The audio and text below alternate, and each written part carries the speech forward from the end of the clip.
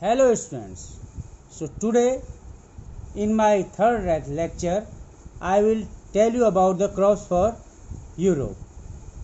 So the British also realized that the countryside could not only yield revenue, it could also grow the crops that European required.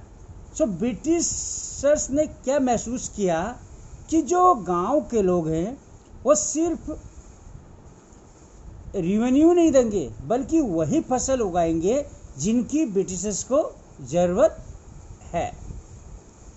By the late 18th century, the company was trying its best to expand the cultivation of opium and indigo. So 18th century के अंत तक Britishers इस system को develop करने में सफल हुए और उन्होंने ओपियम और इंडिगो की फसल करवा दी. In the century and a half that followed, the British persuaded or forced cultivators in various parts of India to produce other crops.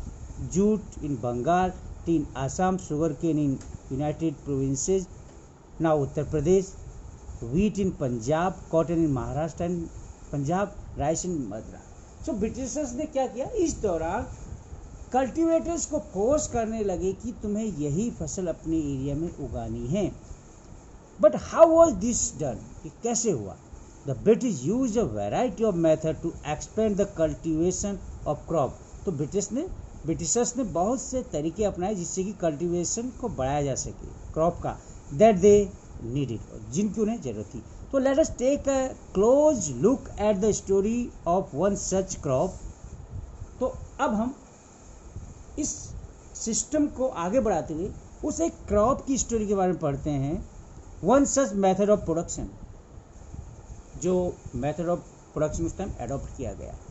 So does colour have a history, क्या colour की कोई history है? Figure 5 it is and 6 are two images of cotton prints. ये cotton prints की images हैं. The image on the left, figure 5, shows a kalamkari print created by weavers of Andhra Pradesh in India. तो ये आंध्र प्रदेश के लोगों ने बनाई है, आंध्र प्रदेश, एपी.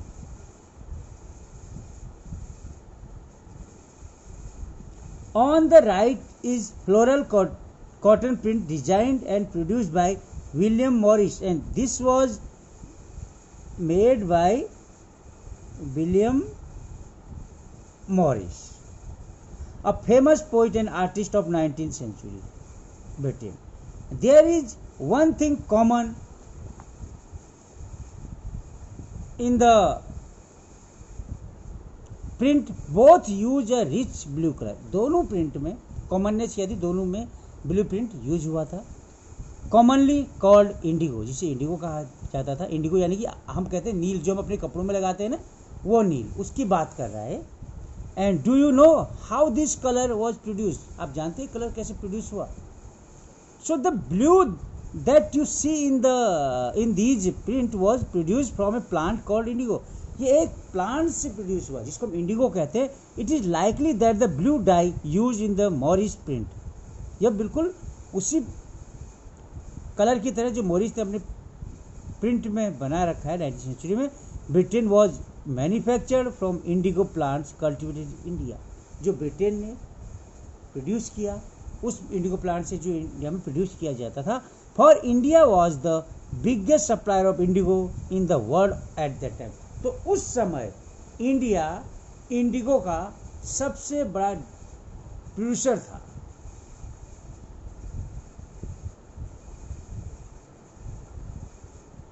तो why the demand for indigo, Indian indigo की डिमांड क्यों बढ़ गई? So the Indian indigo grows primarily in the tropics, ये ट्रॉपिकल एरिया में ग्रो होता था. By the 13th century Indian indigo was being used by cloth manufacturer in Italy. तो Indian indigo का यूज इटली में होता था,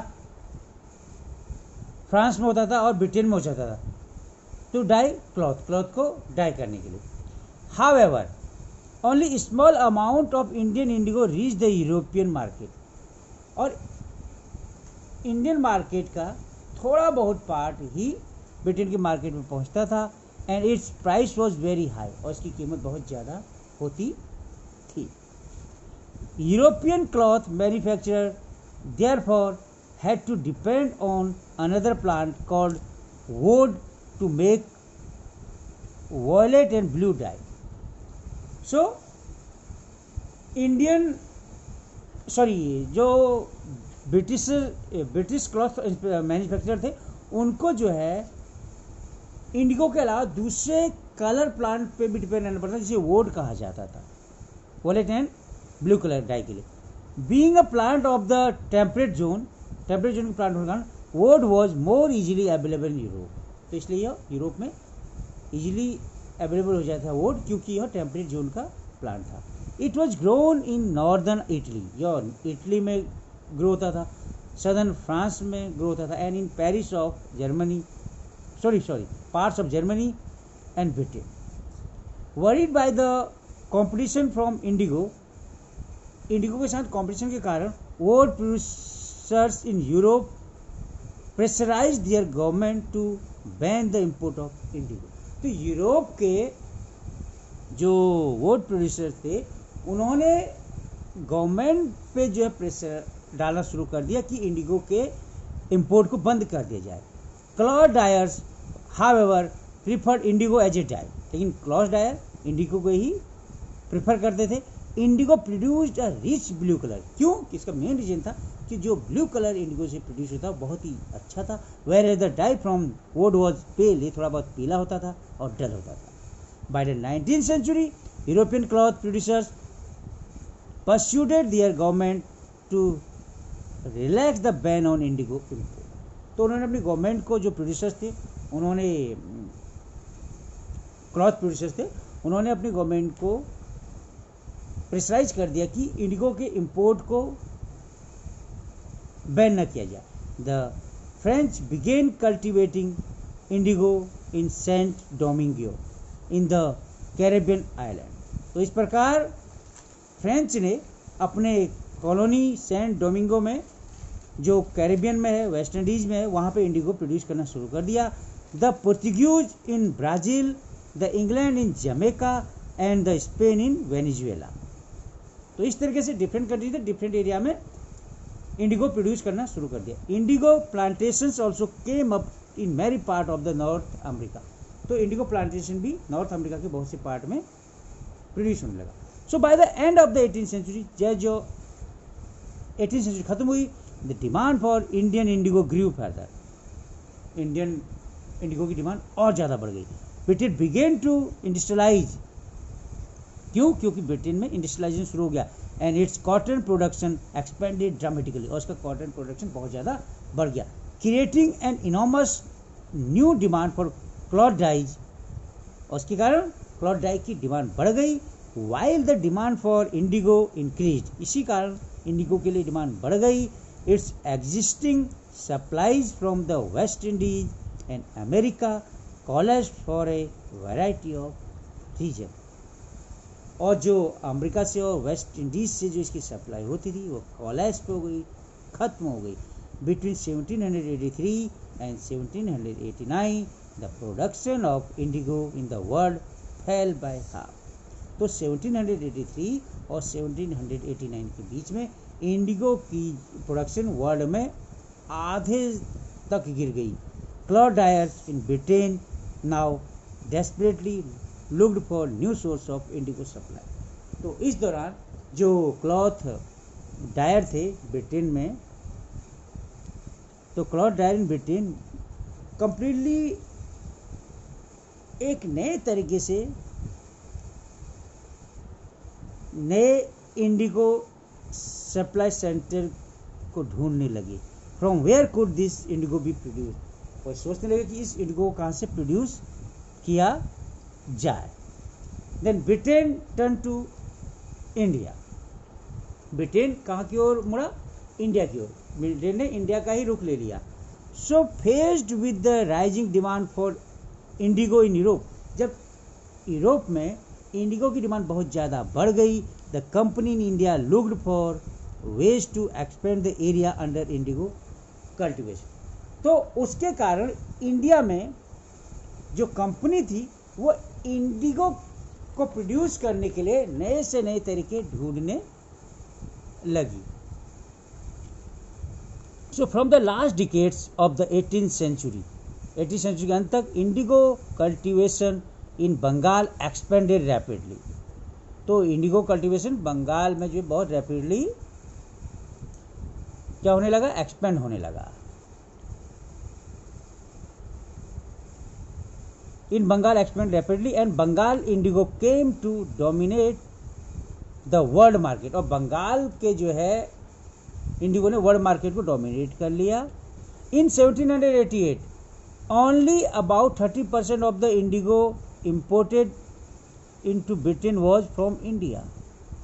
1788 में सिर्फ 30% ही इंडिगो इंडिया से सप्लाई होता था या इंपोर्ट होता था इंग्लैंड में। बाय 1810, लेकिन 1810 के आते आते the proportion had gone up to 95%। ये 95% तक हो गया।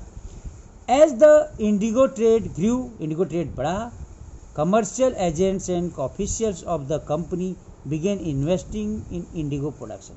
जैसे उसका ट्रेड बढ़ने लगा तो लोग के मन में लालच है, तो जो आपके ऑफिशियल्स थे, जो कमर्शियल एजेंट थे, उन्होंने पैसा लगाना शुरू कर दिया इंडिगो प्रोडक्शन में। Over the years many company officials left their job to look after their indigo business. तो बहुत से कंपनी के ऑफिशियल्स ने अपना जॉब छोड़ दिया, सिर्फ और सिर्फ इंडिगो बिजनेस को देखने लगे। Attracted by the prospect of high profit,